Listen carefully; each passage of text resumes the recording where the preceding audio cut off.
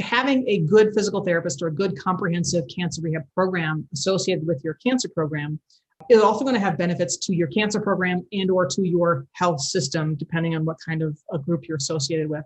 And this is all evidence-based. But again, patients that are working with a rehab therapist, we're going to have fewer emergency department visits. They're going to get out of the hospital faster.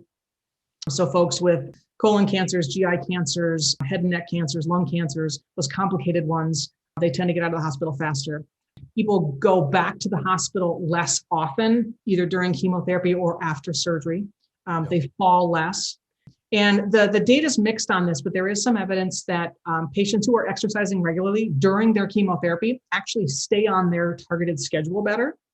And those schedules are based on clinical trials. And clinical trials, you stay on this particular program, you have a better overall survival.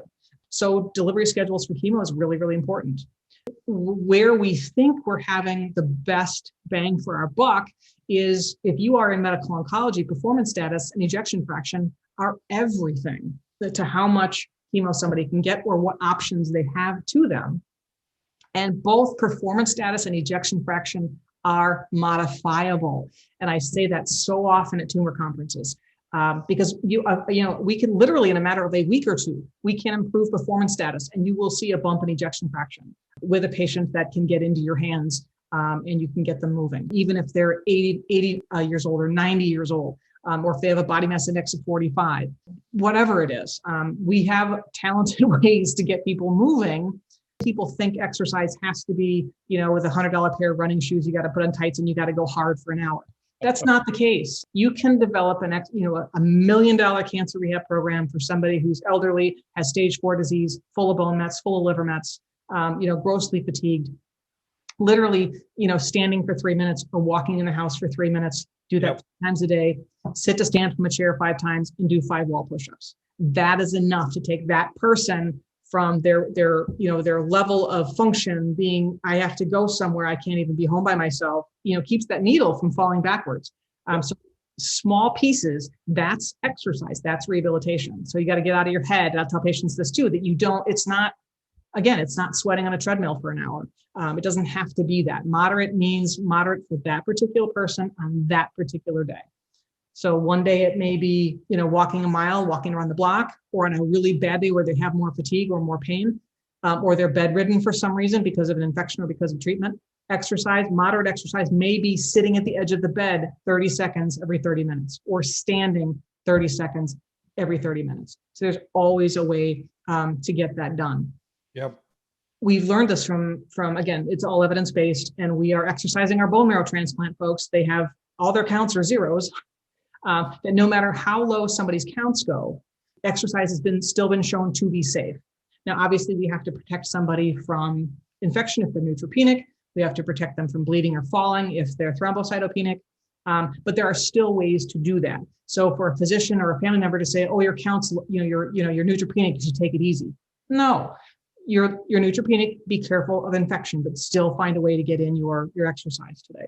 So there's always ways. And again, we get reimbursed to talk to people about this stuff. Again, data shows that only about 20% of medical oncologists bring up the concept of exercise to their patients. Again, even though it's evidence-based, clear and compelling that it actually makes such a huge difference. And they don't have time. They don't necessarily know the guidelines, and patients have a million questions. What do I do? How do I do it? But what if this? My back hurts, my leg hurts. I haven't done that since I was 12. I have this old war injury, my football injury. But we get reimbursed to talk about that stuff. So just say, hey, I'm going to send you to a PT, push the buttons in Epic or whatever it is, and just send them over. We'll take care. We'll take care of the rest. Yeah, no, these are really, really important points. And yeah, we doctors are sitting in our silos, and and we're just focused, and you're giving us the big picture here, Leslie. It's really critical. Please proceed. This is excellent. And another huge point I like to give to physicians is they'll say to me, how do I know if somebody needs rehab? And I'm like, the same way you're going to know if they need chemo or radiation, you're going to send them to the specialist to figure that out. I'm not going to know if they need rehab until I examine the patient. So send me the patient and I will do an examination, and then we'll evaluate and figure it out. We want you to refer the patient We'll take care of the rest. If the patient needs physical therapy, we'll get physical therapy. If they need a lot, they'll get a lot. If they need just a little, they'll get a little. If they don't need it now, but might need it in the future, that's what we'll do. So a physician that I work with says that her a cancer rehab consult on her team is no more optional than a radiation oncology consult. You just go. And then it's our job to determine, does this patient need rehab? If they need it, how much and when. Same as a medical oncologist or radiation oncologist or surgeon. You guys determine in your specialty what you can, what the patient would benefit, what benefit they would get from your care. Same with us. Yeah, my guess is there's probably a second question that I'm pretty sure you're going to address. Not only does my patient need rehab, but how safe is it? And I'm sure you're going to talk some more about the whole safety issue when it comes to your bone marrow transplant patient. I thought was a perfect example of, we think of them being isolated in a bubble, yet they should be exercising. Clearly, how safe is it? I'm sure is something you'll be talking about in your upcoming slides. Sure. Well, let's actually address that right now. Rehabilitation therapists are good at picking the right level of care. Right? Does this person have brain metastasis and can't walk more than 10 feet without falling over? Does this person have bad enough neuropathy that they're actually a fall risk?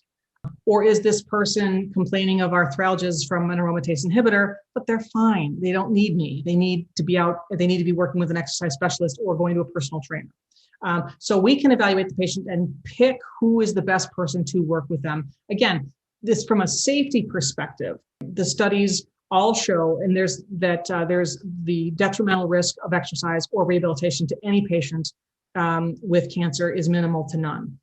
They've done feasibility and efficacy and safety studies on people even like bone marrow transplant patients or people with multiple myeloma, that no matter how low somebody's blood counts go, exercise has been shown to be safe.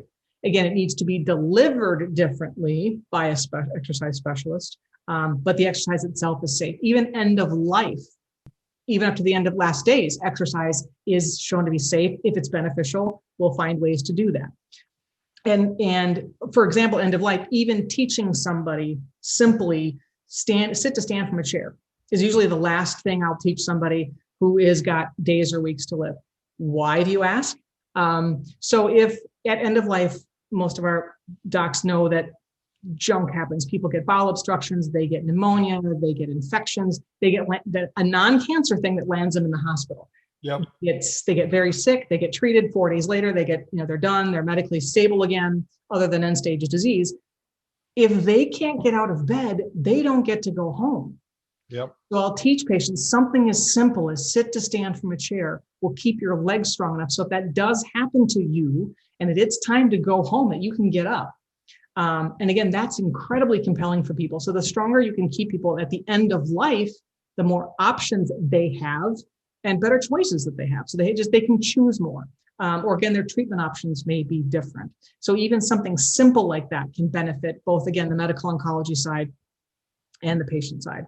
I think your point here is really germane, and it makes the quality of life at that critical time, if you will, in hospice care better. Right. I mean, good grief. The stronger and more comfortable somebody is, the better death they're going to have, the better life they're going to have. So it's impactful on many areas.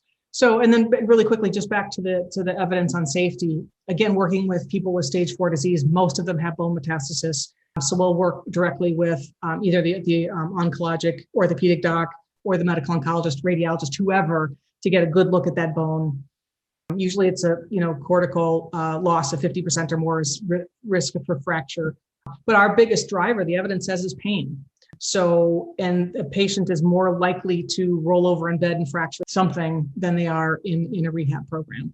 So safety and efficacy have been well versed and well studied, that it should not be an overlying concern for either the patient or the referring physician.